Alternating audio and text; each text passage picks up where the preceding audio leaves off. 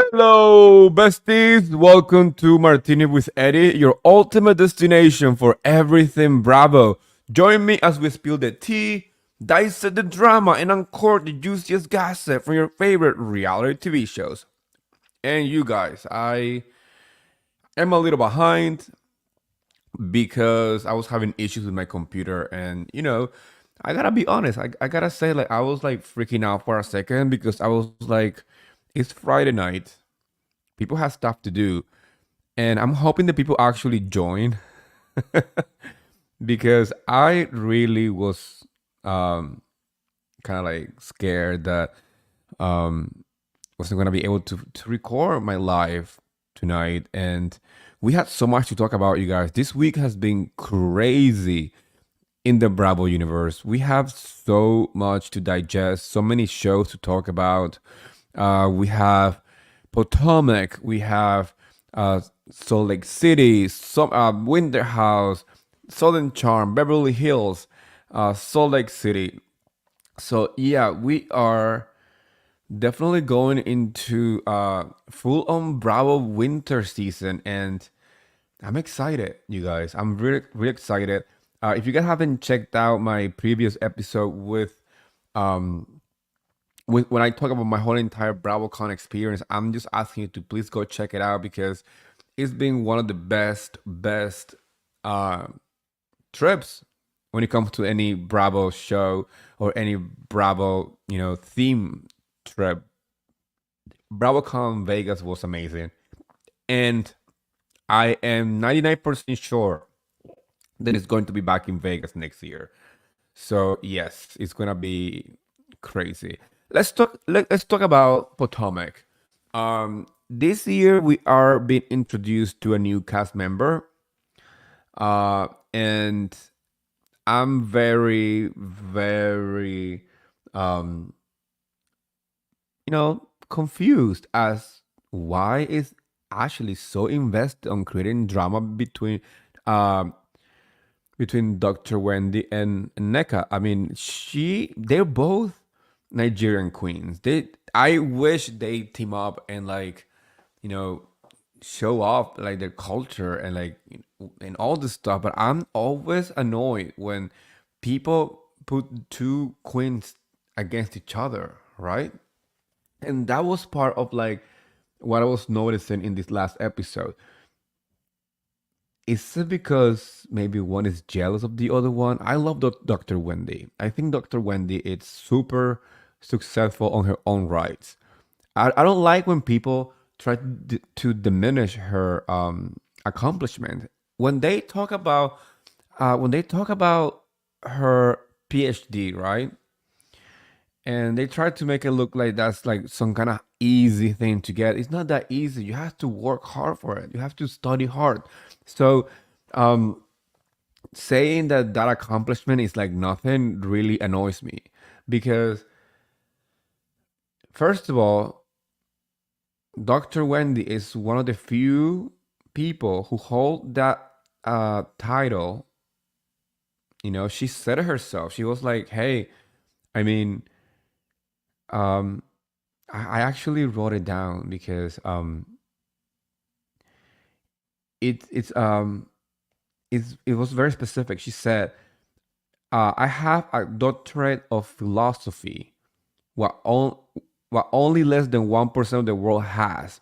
That to me is a huge accomplishment, right? So this has been like the theme for many seasons. Like this is not the first time that she has to explain herself, that she has to let them know who she truly is. I mean, we all know Dr. Wendy has been a political commentary for many years, right? It baffles me that people who seem to have their own accomplishment, but in reality are not that like, I don't know. To me, maybe because having a doctorate of philosophy is a bigger accomplishment than running a podcast. And we had seen Giselle and Robin in the past doing so too, right? Is giving jealousy in some kind of level because if they truly understand the position of Dr. Wendy, they will have respect for her. You know, I want to read this because this is really good. Erin says, Wendy is inspiring young women everywhere. So grateful showing us such a strong, smart, motivated housewife that so many can be inspired by. And that is so true. That is what I have an issue. I mean, she is an accomplished, strong woman. So why are we trying to take away those accomplishments from her season after season? And yes, she has some random hobby every other season, like like the candles and the restaurant, and now the talk show. But that doesn't mean that her life accomplishment has to be diminished every single time that they have a chance. I actually like that Dr. Wendy has um, other aspirations in life beside her own career. That is part of being a true entrepreneur. You want to build your own businesses that can support you beside of what you do in life. You know, when Dr. Wendy shared that she was doing candles, I was like, why? You are way above this. But at the same time, get your coins. Get your coins. That's the whole point of being on a reality TV show. Um, Sometimes the hobbies and the and what they're trying to do to me seems a little absurd. But in other cases, like this time, Dr. Wendy trying to have a talk show to me makes sense. She has been a political commentary for many, many, many years. So she has the experience of giving opinion, of interviewing people, of even being on a reality TV show. You know, she could have easily have gone the podcast route like everybody else, but I'm gonna give her props for going one step ahead.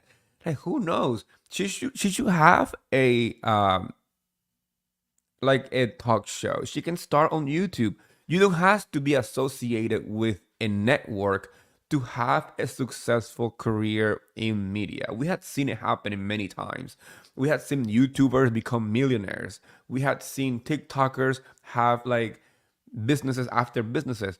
We have fellow Bravo content creators doing amazing just by having YouTube channels. It's a lot of work, it is, because I have tried to create a lot of content and I realized that my forte is more Instagram and Twitter and my podcast, right?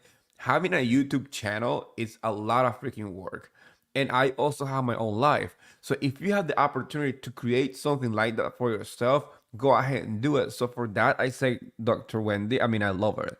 I love that for her. One thing that I also love about her that she's not taking shit this season. Her reaction when she saw the Sesame Street character, what's her name? Deborah.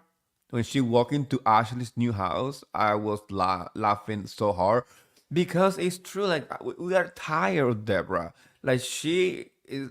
Why is she even there? Like what's happening here? Last season was so upsetting to watch. These women creating drama. You know, in Candace's home, and also trying to do the same thing with Wendy's home.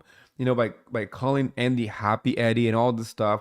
I can understand why Dr. Wendy doesn't want her around. Doesn't make any sense.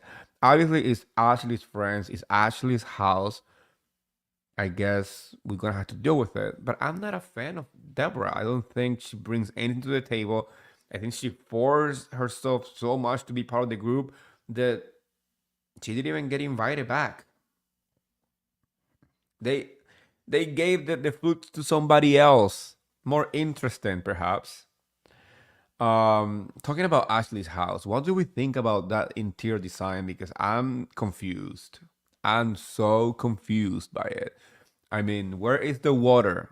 I mean, she has a nautical theme in a neighborhood that is nowhere near to the beach. I'm extremely confused. I mean, good for her. Don't get me wrong. I'm not criticizing her getting a house. Actually, good for her because she deserves it. She has gone through a lot when it comes to the whole Michael thing and divorce, and that's a lot to deal with, right? So getting a house, good for her. But the taste, the interior design ideas, I'm confused. What do you guys think? I mean, it's like it's like having a very modern, extremely modern, lofty house in the middle of the of like the woods. Like instead of having a cabin in the woods where you go escape, you build this like extremely modern house. It feels out of place, right? Because if you wanna have a cabin in the woods, you wanna make it look like a cabin. You wanna make it look cabiny, right? But Ashley has this home in a neighborhood, um, nowhere near to the water. Yeah, where's the water? Many times I had said that these women have very questionable taste. Let's not forget, for example, Giselle's house that looked like freaking Alice in Wonderland exploded inside, and all the purple walls and all the stuff like didn't make any freaking sense. And then we have the Harry Potter looking chandeliers at Melissa Gorga's house in New Jersey. And then we have, what was the other one that was really tacky looking? Um, I'm sorry, but Mary's house from Salt Lake City is so ugly, ugly taste. And she knows how to dress, so she has taste, right? She knows designers. She's very, you know, worldwide. She travels. She is that girl. I mean, we've seen it. But that house, that green carpet, the really weird furniture design. I mean, I don't know. Like, girl, come on. So it's not the first time that I'm very confused with a housewife um, design choices. I'm just happy that this season has started with what I feel like it's kind of like a balance where many people are trying to have a fresh start and rebuild friendships in the process of creating new drama. We saw that scene with Mia um and Karen. I love that because Karen has no time for bullshit and she kept it, short and sweet. I'm also loving seeing Candice, you know, expanding her music career. I was laughing though at the scene where she's talking to her friend who's part of her team about bringing a guest for her um, Chicago. I think it was a Chicago performance, and he said that she should invite Drew, and she's like, "Ah, no, no, no, no, no." Candice said on Twitter that was not portrayed right on the show. That maybe it was edited in a way that she was seemed to be shady, but it's all love with Drew, which is true. I mean, can be true. But also, she said like she's in a different place. She wants to try things where she is the only housewife. That she doesn't need Drew to bring people to her show. She is her own show, right? So I can see how Candice was like, yeah, no, like let's not do that. Let's do something else because I already did it, right? So good for her. Good for her for trying to expand her own career. I mean, Candice has great music. Candice is talented. I think she has the potential to go mainstream at one point. I mean, she definitely needs a little more time, you know, to shape up her stage presence and stuff like that. And I love my Candice. Don't get me wrong. I'm not being shady, but to be mainstream and to be like on the stages of like the Grammy Awards and take arena tours. You have to have you know all your talents in shape. And I think she is on her way to do so. I think Candice it's becoming more and more a better performer every time that she performs. Every time that I see Candice perform, I see a huge improvement, and that's what you want in a performer. You want her to develop her talents, and I think Candice is doing so. I still think that "Drive Back" is one of the best housewife song ever. It's not just a catch. It's not just like a catchy song. It's like a real song, a song that you can play in the radio. This is not like Tory for the Party or the Countess Luann songs. They just like cheeky. They don't require vocal skills. It's a lot of auto tune going on. Uh, yeah, we enjoy them as Bravo fans, but do you think that Tory for the Party will be like a radio song? No, they're not gonna play that stuff.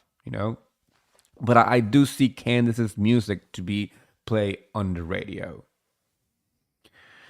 One thing that we won't be seeing on the radio is Juan and Robin's story, because that is just pure fictional TV. I'm kind of annoyed with them, to be honest. Like I'm like every time that they talk on camera, it's so um rehearsed. That's the word. I think they sat down before starting filming and they said like, let's pretend that we are in this such happy place. Let's pretend that we are okay and that we spoke about everything, but it doesn't seem sincere. It's better, I'm gonna be honest, it's better for a housewife to be mad, to be upset, because that is real feelings. This situation where Juan is trying to be pictured as like this really good guy that they just happened to make a mistake, that he left his credit card by mistake and he just like was trying to be a good Samaritan or whatever he calls, like a good person. I'm not buying it, and it seemed forced and produced. And I hate to watch stories that I know for a fact are not real on reality TV show. Let it be, let it be what it is. If the guy freaking fucked up, let it face the consequences of their actions. Don't put on this like drama, like this fake like situation on TV where the viewers are like, okay, it's not real. You can tell. You can literally tell when Juan is acting like, oh my gosh, I was being such a good person and that's the person who I am. It's like who's buying this? Nobody is buying the stories. If anything, I'm annoyed. If anything, I'm really annoyed. And also another shout out to Ashley for getting her boobs done. She called them Demi and Diamond. I'm here for it. I'm like, I know this is such a like whiplash turn of events on my conversation, but I just remember that, and good for her. I'm here for people doing what it makes them feel better about themselves. Um, I'm okay with like plastic surgeries, fillers, and all this stuff. And I'm very open about what I done. I actually, you can see here, I got some of my fillers on my cheeks and my jawline at Dr. Aiden, and I'm happy with it.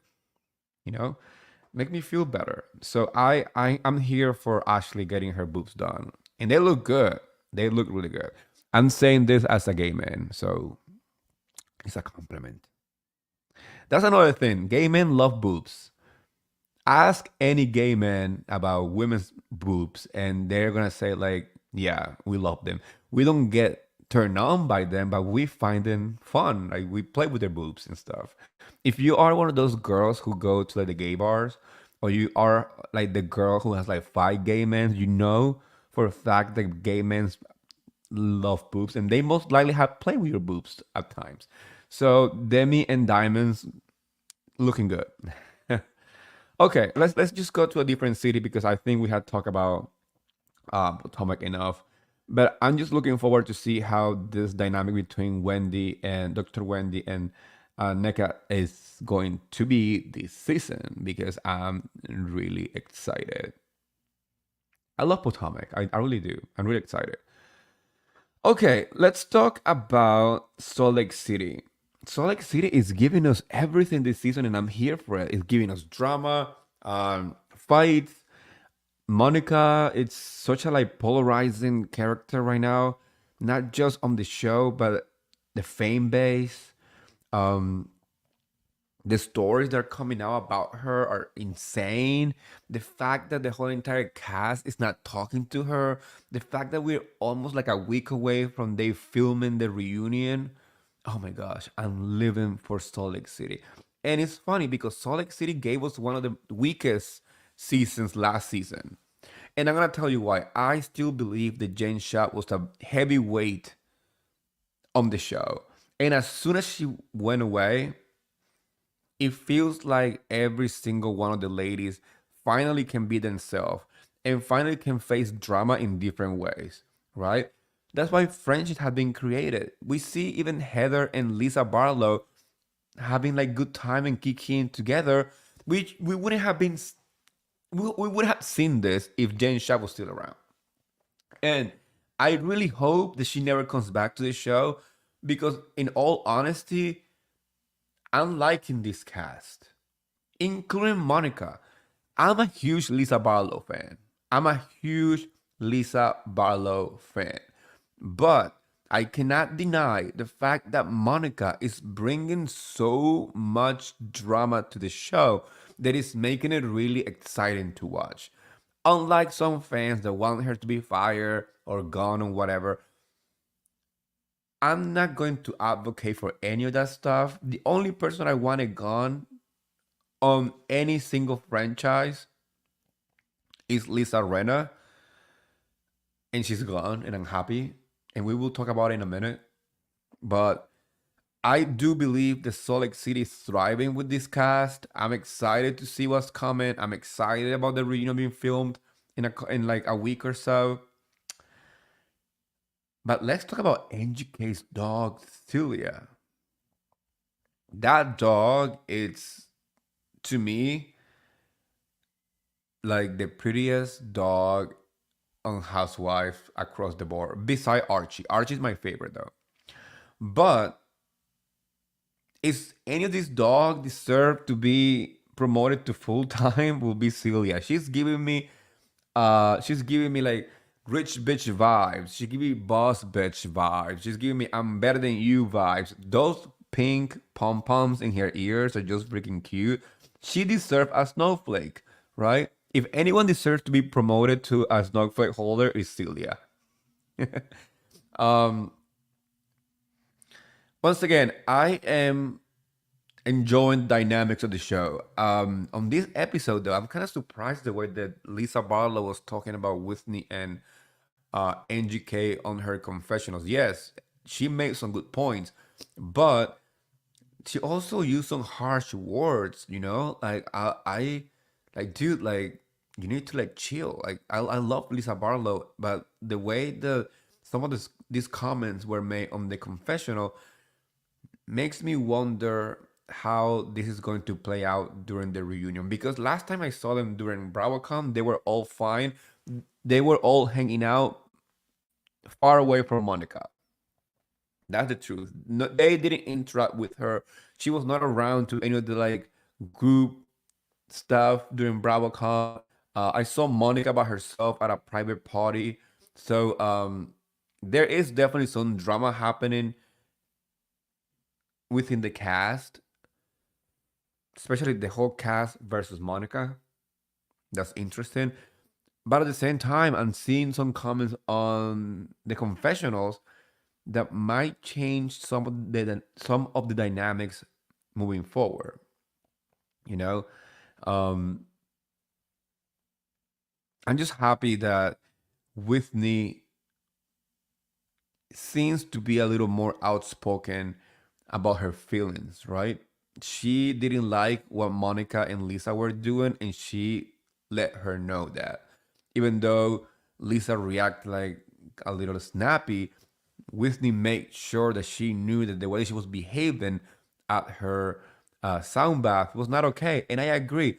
I don't think it was the right place or the right time for Lisa and Monica to have a screaming match when Whitney, their friend, was trying to have a peaceful business event.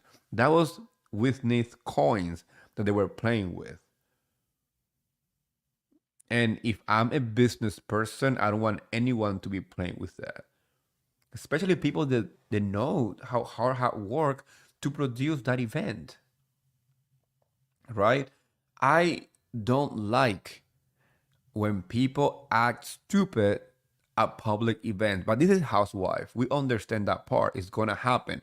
But at the same time, this particular event was very important to Whitney. And Lisa is a really good friend of hers. And Monica has no problem with Whitney either. So when they were acting like that, that was not good. I'm just happy that Angie K kept it like she kept it like really cool. You know, also, it was very interesting to me to see that kind of like conversation between Mary and Heather. Once again, this would not have happened if Jen was around.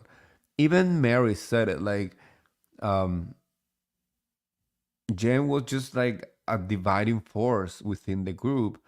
And she still doubled down on calling Heather inbred. And I'm going to hell for saying this, but I laughed so hard when I watched that scene because it's just really funny. I'm not agreeing with her commentary though. I'm not saying that it's okay to call somebody inbred. That's kind of weird, but it's just the way that Mary is so unapologetically Mary. Oh God, I mean, she's not very nice, but she's really freaking funny. And she's not trying to be funny. That's the best part. I do believe the Mary is not even trying um, to be funny. One thing that I'm gonna give to Mary this time around, though, that she actually apologized to Heather. You know, she said like my intention was not to like hurt you. I was really upset for what was happening, and I just said too much, and I called you inbred, but I really, I didn't mean it, and I didn't want to hurt your feelings. That's good. That is progress. That is important for a show to move forward. So I like that. I like that moment with Mary. Oh yeah, Aaron just said it here. He said Mary did say it again, but in the end, Mary did apologize, and it's true. It is very true. Ah, Salt Lake City. Monica and her mom are driving me fucking crazy. Like I can't take it. I can't take it anymore. Like I like Monica for what she brings to the table with the group and as a mother who's trying to like rebuild her life and she's not rich. She's like she seems to be very average when it comes to her financials. Um, but her dynamic with her mom, I can't take anymore. I can't. I can't. It's either too heavy, it's been happening too often, and I don't want to believe that they both are playing a role to have an interesting story for the show because it's too much. And the fact that the mom is nonstop tweeting makes it even worse. Like, lady, you're not the housewife. Bravo is not gonna give you a snowflake. Call your daughter and trying to fix stuff. Don't trying to shame her online because she doesn't look good. And it's not helping the case. It's not helping the case. I mean, to be honest, I just really want this whole mother daughter dynamic to either be resolved, or to like ask her mom not to even show up for filming because it's just annoying as fuck.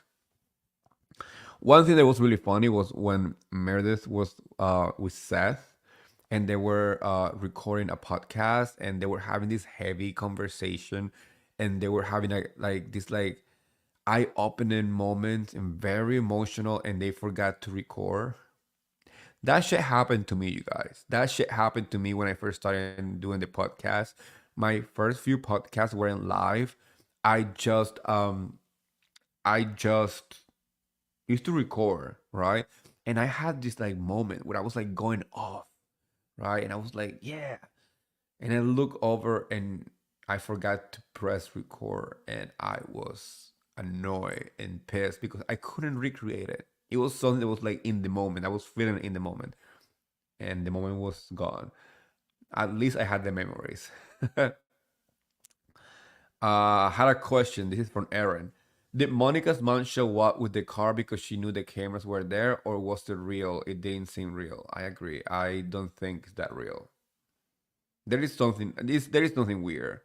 Either the mom is aware of filming too much that she just shows up when they're filming, or um once again, like I don't know, it could be produced for the show. Producers might want her to be around. Who knows? But there is something unauthentic about the whole thing. I'm just saying. I don't think I'm not calling Monica unauthentic. Let's make that clear. Um, I'm just feeling that the whole situation seems produced. Monica might not even know that it's being produced because sometimes that happens. Sometimes the producer talked to the other people behind the housewife's back and to have a moment, right? And maybe producers are talking to Monica's mom to be around so they can have these type of conversations, and it's just been happening too often. And quite honestly, I it's making me feel uncomfortable watching it. Maybe because I never dealt with a mother like that or a parent like that. And I know that there's probably many people who has or many people who have a parent like that. And it sucks. It definitely, I mean, I seen it on the show and I'm like scratching my head thinking like, oh my gosh, I got lucky with my mother because my mother will never do what this woman does, right? But oh well. I'm just hoping that she's not invited to the reunion because like she's already getting too much camera time. We need her to like move on with her life and let Monica get her coins too because he's not helping her either. Many people are getting annoyed with Monica because of her mother. And that is the truth. If you look online, a lot of people are like, okay, why is this happening all over again? Just saying. Erin said Meredith and her husband, it was the most real moment since the show started. I had tears for them. It was true. It was such a moment. At least we got to watch it, but it was not part of the podcast, obviously. That's funny though. Well, I want to talk about real quick. Let me mention something. I was on Watch What Happened Live the other night. If you haven't watched the video, it's on my YouTube, it's on my Instagram and on my Twitter. And I got to speak to many people who I love and I consider like, friends at this point. Joe Bradley from Southern Hospitality, uh, my girl Danielle from Summer House, and my girl Jordan from Summer House, Martha's Vineyard, and Winter House. They were at Watch What Happened Live, and I got lucky enough to be the video caller, and that was crazy. That whole interaction with Andy was insane, and I will always remember it. Um, if you haven't watched it, please go watch it. It's so funny. It's on my Twitter and my Instagram. Andy was making fun of my microphone, the one that I'm using right now to record. He said like there was such a big microphone, it looked like I was gonna give it a blow job or some shit like that. So just go ahead and look it up. It's really freaking hysterical. Talking about Winter House, if you're not watching it, go watch it. It's a mindless show. It's funny. Um, I know it's not for everybody, but the cast is given, and they are going to film a reunion. Winter House is getting their first reunion. They're going to film at the end of November. So, yes, you heard it. Winter House is definitely getting a reunion for the first time. So that's gonna be exciting. There is plenty drama going on right now. Um, and fun stuff too. Like the last episode, Brian Benny had a dinner with a Bollywood theme where he shared his culture and his family traditions, which I love. And it reminded me how much I miss Family Karma. Family Karma is one of my favorite shows, and I hate that they are on pause because they deserve not only another season, they deserve a reunion too. They had so many unfinished businesses and conversations to be had, and the perfect season for a reunion was last season, and they didn't get it. I don't think it's fair. I think Bravo could have easily done a reunion for them, but here we are. Which that's why I'm kind of like surprised the Winter House is getting their first reunion because Winter House is a spin-off of Summer House, and a lot of these shows don't get reunions ever, right? Um, so yeah, I'm excited for what is to come. I love every person on those shows, though. Summer House and Winter House, maybe because some of these people actually live in New York City and I get to interact with them and whatever. Um, I love that show. I love both of them shows, and I cannot wait for Summer House Martha's Vineyard season 2 coming out too very soon. We saw the trailer and a sneak peek during BravoCon. We also saw a sneak peek for the next season of Summer House, and those are my shows. I always tell people, please, please, please give those shows the opportunity because they are fun. They are on a whole different line than Housewives. And so many people just focus on the Housewives shows that they forget the Bravo has all the shows. Honestly, I don't watch Below Deck. That's the only one that I don't watch. I don't care for Below Deck. I'm not interested. I became friend with Kyle, and it seems like Kyle is like a dramatic person on the show, but in person is freaking fantastic. I freaking love him. I don't care what people say. I know that he's, like I guess controversial on the show, but in person he's just so sweet. Let's talk about Beverly Hills because Beverly Hills has been crazy, crazy in the best way. I keep saying this, and people can say otherwise, but I'm gonna stand on my ground and maybe die by myself in this island. But to me, this season is one of the best seasons we have had in like 3 years. The girls are having fun. The fights are petty. The drama, it's not dark, or at least not yet. Um, they finally feel like an like assemble cast. It feels like people they actually know each other and not like trying to destroy each other's lives like before. Like that's why I'm happy that Lisa Rena is not part of the show because Lisa Rena was a dark cloud on that show. She always was looking for the darkest way to take people out of the show and take them down. It's the truth. I mean, there's no debating on that part. There's no like, no, whatever. And it's not fun TV to watch somebody that is always trying to destroy people. It's not good TV. It's not drama. It's just plain evil. And that's why she's not on the show anymore. Because she thought that she was so irreplaceable that when she sent an email to Bravo saying, I'm not coming back next season, and then she woke up the next day like holy shit, what did I do? And tried to reach out to them. Bravo was like, we're good. We take it from here. It's fine. And I'm happy that Bravo did that because we are having such a great season on Beverly Hills. The drama is just freaking ridiculous.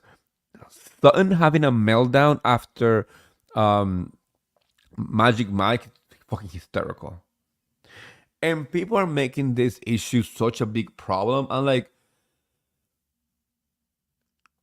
honestly, I do believe that Sutton felt left out and that she wanted to be part of it.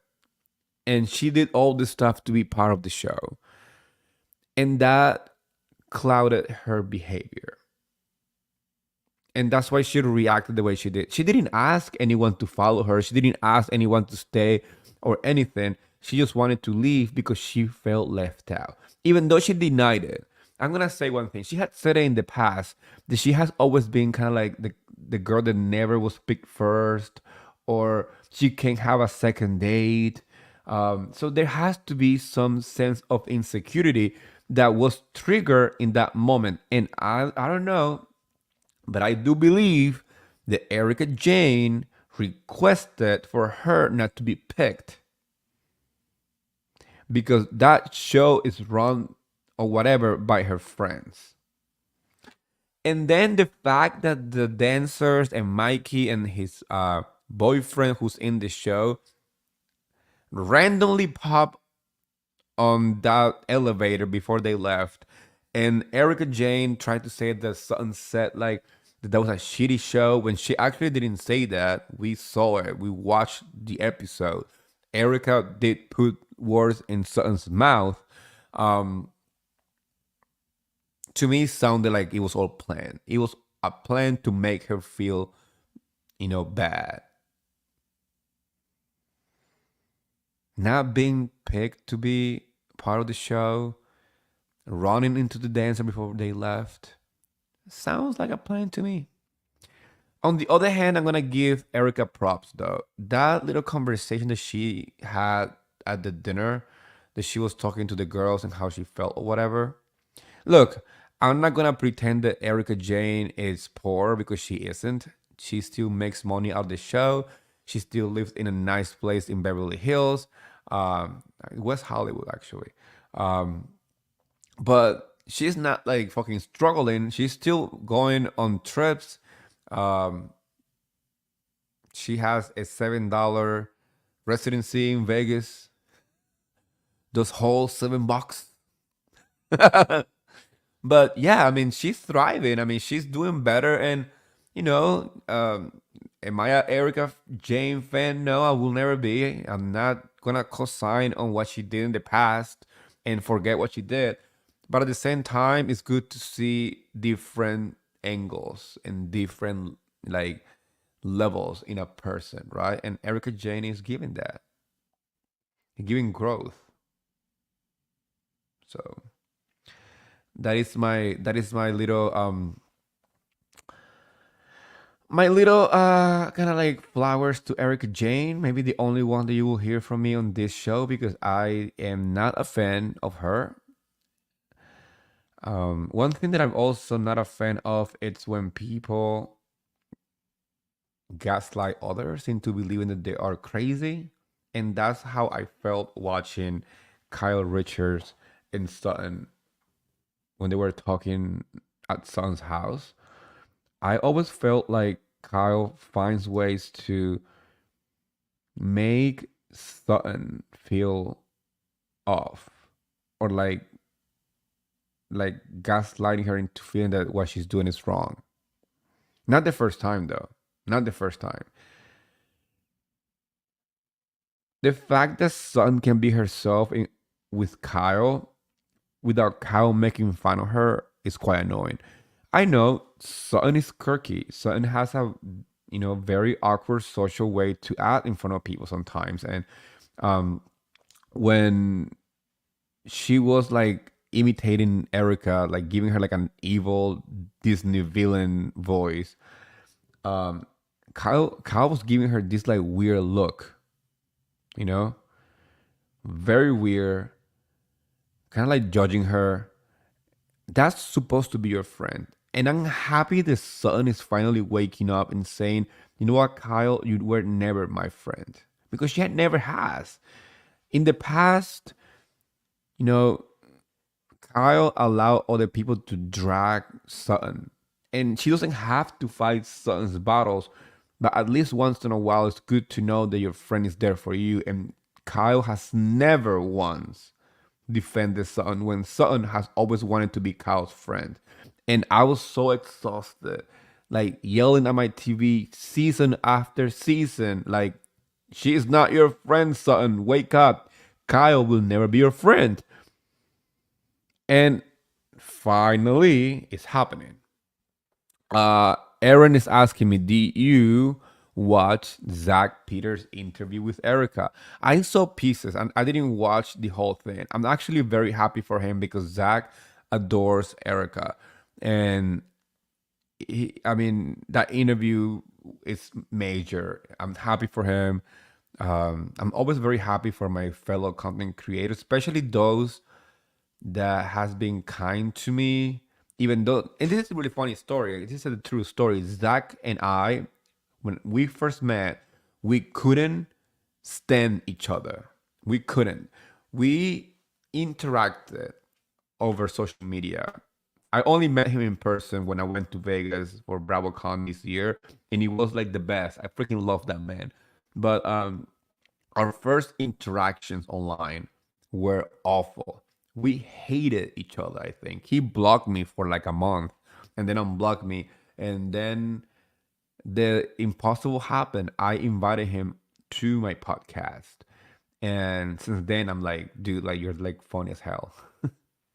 I freaking love that man. And also the fact that um, we created this like friendship over understanding that even though we might not have the same opinion, we can still have a civil conversation and appreciate each other's craft and appreciate each other as people. And that's what make me understand even more that it's always good to learn how to separate the person versus the content, right? I might not like the same housewife that you do, but I will never dislike you as a person for not liking the housewife that I like because that doesn't make any sense. That is crazy, right? And that happens a lot on the content creation world where people can separate the content to the person, right? And I'm lucky that I can call Zach a friend because before that, I was like, we couldn't talk whatsoever, right? Um, what else was it? Zach, when he talked about Vegas, he said how great you were and told everyone to subscribe to you. He was happy to meet you in person. Oh, Zach, I love that man. I really do. I gotta go to LA and visit him and Josh. I love Josh too. Josh is such a sweet person. I actually hung out with Josh from Louisiana. The Zach's co-host. Well, he was here, and I'm obsessed. I'm obsessed with both of them. So yeah. Anyways, back to the housewives. Miami is freaking nuts, man. That is a wild ride, and I'm telling you, Larsa is driving me off the walls crazy. Off the walls crazy. The way the Larsa talked to freaking Gertie when she told her that she had cancer,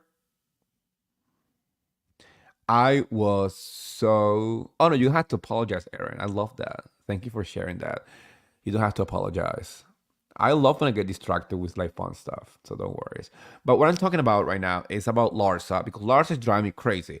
When somebody tells you that they have cancer, I will not say, "How do you know?" Like, well, bitch, I just woke up one day and I like asked my crystal wall. my crystal mirror or whatever, my mirror on the wall. Like, do I have cancer? No, bitch. I went to the doctor. That's how people know. So that lack of emotion and that lack of understanding really upset me because this is something serious. This is not like some joke. This is the real life problem. This is real life problems. And her reaction was so muted. Like there was no emotion whatsoever. And she questioned it. She questioned it. She asked her how you know. And like, I mean that can be a real reaction from that person. The worst part is though, is the fact that Gertie asked Larsa to keep it to herself, and 6 hours later, half of Miami knew already because Larsa couldn't keep her mouth shut. And then you wonder why people don't like her, like fans. I don't know how Larsa has any fans because I will be so disappointed if the person that I support and I like doesn't shit like that because that is just like weird to me. That is fucking weird. When somebody tells you that they have cancer and then you tell everybody, even though that person told you not to, I will never trust you ever again. I will never trust you with like freaking nothing because that's what you deserve for having a big mouth and open it when you are not supposed to do so. I'm happy though that we are seeing a very strong dynamic in this season when it comes to the ladies. You know, we saw it last season with that Lisa um, having to go through divorce and stuff. Even though right now it's getting quite annoying though, if you think about it, she talks too much about Lenny, and I'm so annoyed by it because she had such a beautiful, handsome, kind man next to her, Jody, and that man that man needs to be a freaking saint or an angel because I would have left after the third time that my partner talks about their ex. Don't bring your baggage from your past relationship into your new relationship, even though you're still going through issues with your past relationship. Your new relationship is not your therapist, Lisa. I love her. I love Lisa and I want nothing but the best. She's super nice. She's always super kind when every time that I sing her, whenever I have the chance, like at events or whatever. But please find yourself a real therapist. Your boyfriend is not your therapist. So when she said like, I don't need to go to a therapist, I had Jory. He's like the best. He always listen. Girl, he's going to get tired of this shit and leave you because no man wants to deal with that. Like, it's okay at the beginning, but after a while, you need to snap out of it and realize that your life sucks that this person left you. You know, Lenny left you with nothing, but that's not Jody's problem. I mean, Jody's problem to solve. He's gonna be there to support you, but like, come on, find a third person to talk to. Therapists are therapists for a reason, so they can listen to your problems without you tiring your family. Even the girls in the group are feeling the heat. Like, okay, like we need to change the topic, we need to change the conversation, we need to change the vibe because it's not giving anything. And it's not like they're not trying to be good friends, but they want her to stop talking about Lenny. Because that is a problem. That's living in the past. Like move forward. I like we all know that you're still dealing with it, right? But I don't think it's fair for the person you're with to bring that into the relationship. You're gonna have to talk about it. You're gonna have to, um, let your partner know how you're feeling. But that person is not your therapist. That person is your partner.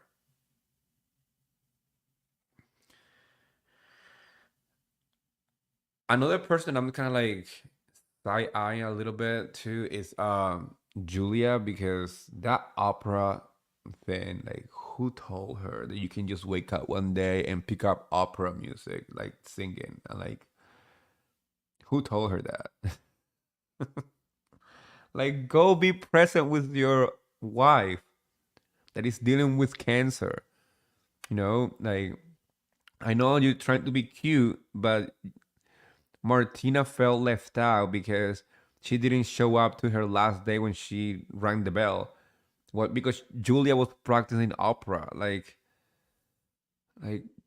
the priorities are mixed up and are not in the right place. You can get your opera classes in a different day. Remember that uh, finding out that you are finally cancer free and you're finishing your treatment and you can ring the bell. That to me is more important than having to go to a freaking opera class. Hey, Candy. Hey, Candy said, I saw you on Watch What Happened Live. That was iconic. I mean, I have been on Watch What Happened Live in the past, but to be honest, like last one to me is going to be one of the most memorable interaction or in a Bravo setting ever. I'm still laughing. I think it was amazing. It's quite the memory. But thank you, Candy, for joining us tonight. And just talking about Miami right now. I already spoke about the previous uh franchises, so I'm happy you're joining. I I honestly do believe that Miami it's having a great night, and a great season altogether. I definitely believe that the girls are giving everything. It's giving rich too. Like that scene of Dr. Nicole talking about, fixing the house and all this stuff. I'm still like wondering, like, where's this money coming from? Because I know she's a doctor and he's a business person, right? But oh my gosh, the amount of money that they have is just insane. And I'm not questioning in a bad way. And I'm saying good for them. I'm like, Nicole, please adopt me. Like, I'll do whatever. Just like take me around in your yacht and your private jet. Because it is a lot, right? It's like it's not just like pocket change. It's like freaking millions of dollars. And they talk about private jets and private yachts and different properties and like three different houses and investment properties. I'm like, where is this money coming from? Because I want to know. I want to know. I think I deserve to know because maybe I can find my way to also have like five houses. I mean, good for them. I'm here for it. I'm here for the rich, the wealth, and all of in between. Um, it's like Sutton. It's like Sutton. She was on What Should Happen Live, and Andy was talking about his divorce settlement, and he said, like, I know you have like 300,000 alimony a month, and she said, like, yeah, that's after taxes. And I'm like, how rich bitch mood, and I love it. We all know that she also owns a baseball team.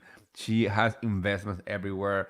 Sutton is the type of person that you need to call if you are getting a divorce. And I'm not saying that you get married to get divorced, but I'm saying that if you're gonna get divorced, do it the right way. Get some money out of it. I always tell people, don't get mad to the people who knew how to to play the game. It's like when people get mad at Ariana because she's cashing on the whole scandal and because she has been given opportunities to be on shows and like advertising or whatever. No, don't be mad at her. Learn the lesson. That's what you need to do. Because at the end of the day, you gotta turn lemons into lemonade. And if you can turn lemonade into freaking champagne and caviar, do so. I mean, that's the whole point. Um, take the ugly and make it something good. Just because you didn't know how to do it or you weren't able to find a way to do it, you shouldn't be mad at people who are actually doing it. I'm very happy for Sun for getting her settlement. I'm extremely happy for Ariana because she got fucked over, but then She took what she could and she's running with it and she's doing great. She is freaking shining on Dancing with the Stars. I watch her every week, and every week it's freaking an improvement. It's crazy good. I mean, if my girl doesn't win that shit, I'll be so fucking pissed because she deserves it. She deserved that the disco ball thing or whatever. Okay, so last but not least, I want to just talk about Southern Charm real quick because Southern Charm is having a scandalish season. If you don't watch Southern Charm, I will tell you go ahead and watch it. I love that show. I've been a day one Southern Charm watcher, viewer. Um, the cast, all of them, some of them are fun, some others are not so fun. I have had the opportunity to like become really like friend with some of them, and all I can say is like this season has all the right ingredients for an amazing season. They are having what I call the scandal effect, where they are using this whole like Taylor making out with Austin, and Olivia was blindsided, and it's kind of had that same like triangle situation, and then you add to it like the fact that Austin told Taylor not to reveal that they made out. It's just so crazy to me, and it's always the men, dude. Like fuck, like I feel bad for Taylor because I think Taylor was just so upset about Shep cheating on her that she got closer to Austin. And Austin took that as an advantage because men are not to be trusted, and that's coming from a man. Um, he saw the opportunity, and then when that happened, when they made out or whatever, he told her not to say a damn thing. So when she spoke to Olivia because the guilt was eating her up, Austin pretty much washed his hand, and that's it. And all the problems had fell on Taylor's shoulder. I do not think that is fair because the men always get the easy card to way out of the problem,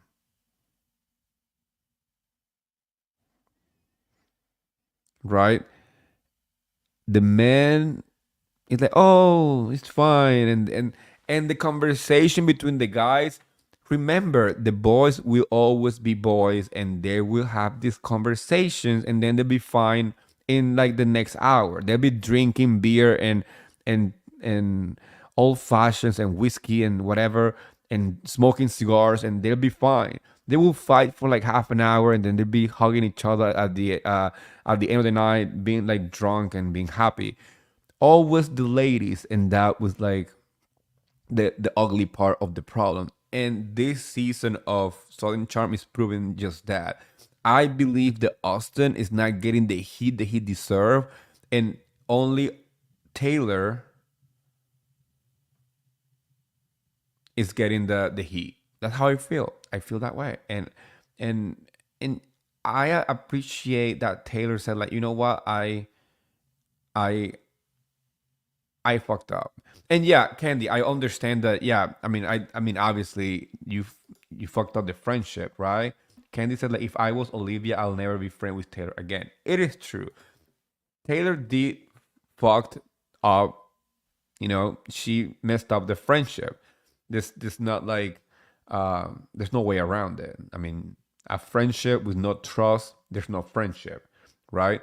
But when it comes to the heat that these people are getting, I always feel like um, the girl gets to be put on a freaking barbecue and roasted to high heat while the guy is sitting on the sideline just drinking a beer, you know?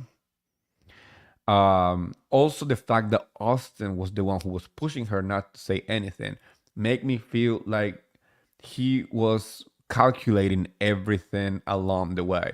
He was like, okay, now if she doesn't say anything, I can go back to Olivia and like nothing happened, right? Um, And then you have like Shep, who's like he doesn't care about anything.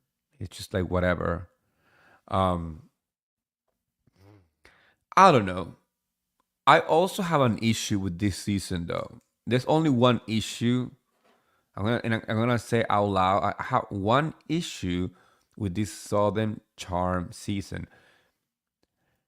I hate when they m- pretty much eliminate main characters and they just making like supporting acts for the main cast.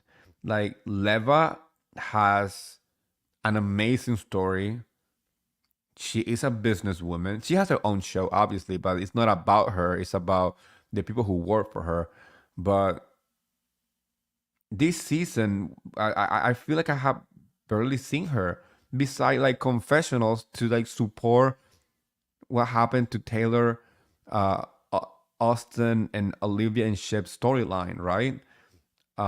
It's the same thing with Vanita. I love Vanita, and she is busy. She's always busy, and you can barely see anything about her because we are so laser focused on the same thing.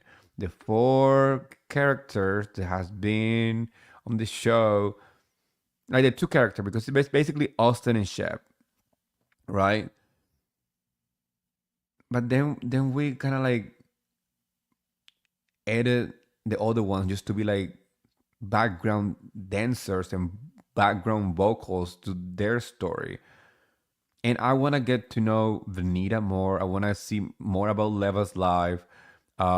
We have new characters too, like Gay Rod, Rodrigo, right? He barely speaks, and it's not like he barely speaks. It's like production edit him just to like be in the background because he filmed just as much as the other ones. I think that they are trying so hard to recreate the scandal that they forgot that the other cast members are as important as Shep, Olivia, Taylor, and Austin. And I don't want to bring race to it, but it's really bizarre to me that the main characters are them four, and we cannot ignore the fact that they're white. And then we see Vanita, we see Gay Rod, who's Mexican and gay. We see Leva, who's Persian, and even Rod, the one that's interested in Olivia, is barely on any scene too. So I'm not trying. Hold on, I want to make sure of that too. I'm not trying to say that it's done in a way that is um, erasing the minorities, but I mean, we cannot ignore the fact that these minorities have interesting lives and great stories to tell, but they are edited to be literally background vocals to the four white main characters. I mean, you can't completely ignore that part, especially because I love Leva. uh, she has a special place in my heart. I mean, you guys have no idea how important she's been in my process of being a content creator. Like she and I had a conversation during BravoCon that inspired me even more. Like she gave me like a school on pushing and doing what you love and doing it and having your own voice. That conversation is staying with me. It's in my heart and my memories. But all I'm saying is like if if I lived it in the moment, right? This conversation that I had with her, if we had cameras around, it would have been a great moment for TV. So I'm 100% sure that she had those moments on camera many times. So for us not being able to see that side of her on the show really fucking triggers me, right? Um, So yeah, that is my Southern Charm take of the week. Because literally we're gonna be talking about this for the next couple of weeks because now they're going on a trip and watch who's going on the trip. I'm not saying anything, but you just watch, pay attention who is actually going to the trip. I'm just interested to know who is the one that is lying at the end, because Taylor's story is not matching with Austin's story. And Craig is starting to see the cracks in the mirror. So, if you're watching Southern Charm, pay attention. They are filming the reunion in December, the first week of December. So, we're probably gonna get more tea and more little details coming really soon. So, if you like fresh tea and hot tea, you know what to do. When are you and Candy collaborating again? Candy, is that you gotta answer that question. You know that you always invited. Actually, Candy, if you want, we are doing this live. We are really like talking about this live. um, but I'm gonna invite my friend Candy to come here maybe next week next week is Thanksgiving, but maybe after Thanksgiving, Candy, if you wanna come on and we can chat all things Bravo, let me know, because you know my home is your home. But yeah, you know what to do if you want. No, Aaron, you don't have to apologize. Um, if you want to get all the tea, the hot tea from Bravo Show, the recaps, and all in between, just go and subscribe to my podcast. Martini with Eddie is available on all platforms that you listen to your podcast. Also, make sure that you follow me on Twitter, Instagram, and Threads. Threads is the big girl right now. That's the big moment. That's the big, that's the girl. That's my girl. So I'm gonna start threading like daily, a lot. So you can go ahead and follow me there too. And obviously, my main baby is Twitter. So if you want the hot tea on the spot, you can go ahead and follow me at Martini with Eddie on Twitter. Guys, thank you so much for those who joined me live. Thank you, Candy. Thank you, Aaron, and everybody who joined and listened. And just make sure that you share this with your friends. I'm pretty sure we have many friends who watches Bravo and love, to listen to different opinions. So if you have a friend, just send them the link, spread the love, help Martini with Eddie to grow. Oh my God, you guys, have a great weekend, and I will see you next week. Next week is Thanksgiving. Yeah, so I'll most likely record a special episode on uh on Friday. So have a great Thanksgiving with your family, you guys. I love you all, and thank you for the support. And if you want, you can say it with me, like I always say, bye, besties.